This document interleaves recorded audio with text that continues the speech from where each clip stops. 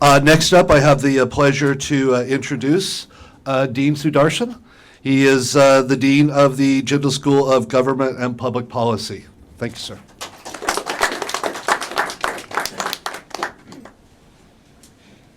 Thank you. We all are waiting to hear Shashi, and we slightly run over time, so I'll keep my remarks very brief.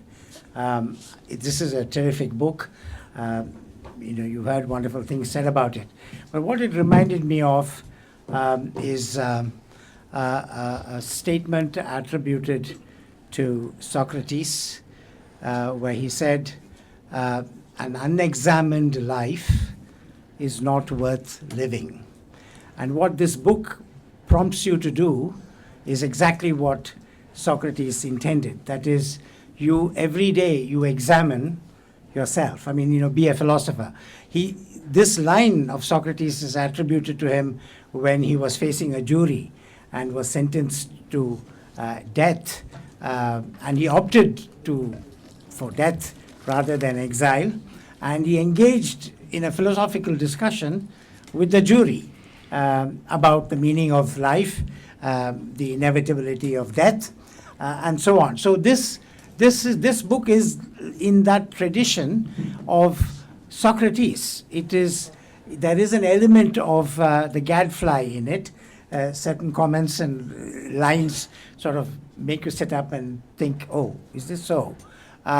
So therefore, I'd say that this is a really remarkable work. The other thing I'd say is Professor Gudmunda is here, and one of the rituals we have in parties in Mr. Gudmunda's house is where makes us feel very that it's a very civilized place living on campus, thanks to his gracious hospitality, is that you pull out a translation of the Tirukkural by Gopal Gandhi. And the ritual is that after dinner, we open the Tirukkural at some page. And somehow, to every person, even though you randomly open, the page says something. I don't know, only Shashi would know what word can encapsulate this phenomenon where something by chance and random seems to be very, very meaningful, as if fate inspired to it, right? So in this book is exactly like that. It could be, I could open the Tirukkural, but now I have the pleasure of opening Ravi's book at any particular page, and if any of you do it, you will find that it speaks to you. And each time you open it and you come across the same page, it will tell you something different. Now that's a remarkable quality of that writing, because it's very deep. At the same time, it's seemingly stated in very simple terms. So I would compare it to a modern Tirukkural. That's what this book is.